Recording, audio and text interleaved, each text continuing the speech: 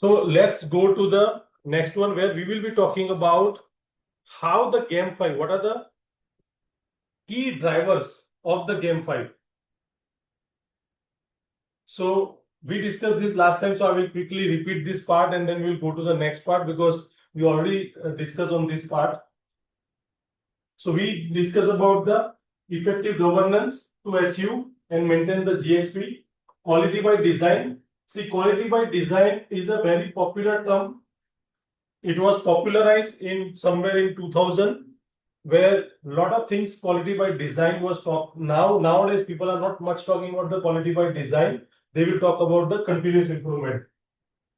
And then critical quality attributes, improve the GXP, compliance efficiency, use of the existing documentation. This is very, very important because if you are using the existing documentation, you will be able to leverage them. And then you'll be able to reduce some of the unimportant activities or some of the non-required activities.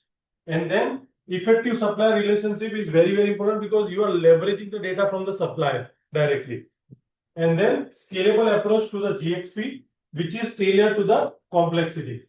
And then science-based quality risk management system, which is your data and the process driven.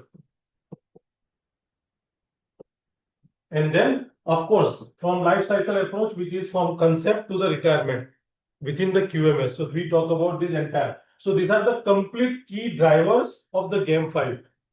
And you can understand, see, if you understand the key driver of the Gamp 5, you will be able to easily implement them during your, let's say, and this is not the which I created. I taken directly this figure from the Gamp 5 version 2 itself. I have the complete version 2.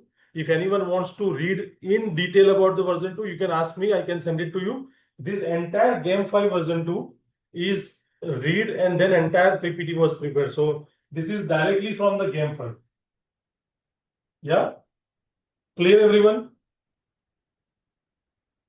And then now let's understand what is the difference between the Gamp 4 and Gamp 5, because earlier it used to be a Gamp 4, why Gamp 5 was required, and then we will go into the detail about what is the difference between 21 CFR Part 11 and the Gamp 5, because a lot of the people, so many people ask me that what is the difference between 21 CFR and Part 11, I mean 21 CFR Part 11 and Gamp 5.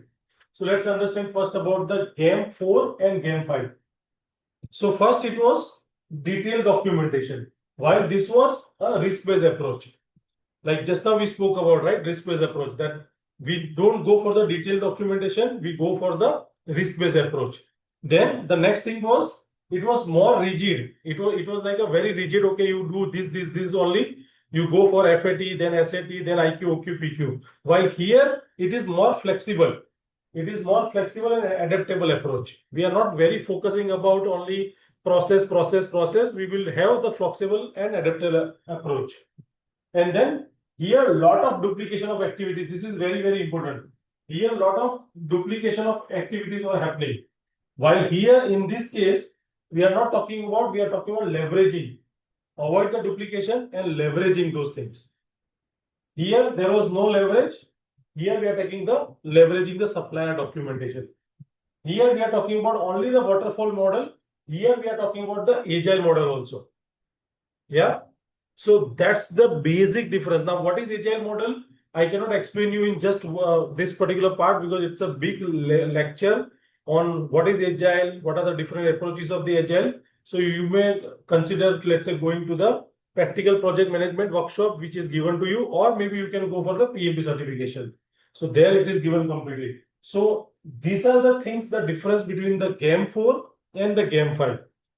Yeah, clear? Chirag, Rupesh, Venkatesh, Rahul? Yes. Yeah. Okay. Now tell me what is the difference between Gamp 4, the Gamp 5 and 21 CFR Part 11. What do you think? What is the difference?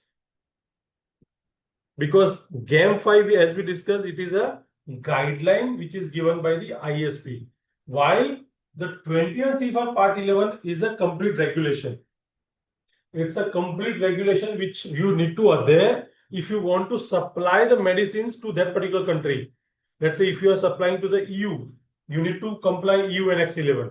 If you are supplying to the let's say US, You need to comply to the 21 CFR Part 11. If you are not complying that, you may get a citations, 483s, warning letters, import alert, a lot of things will come.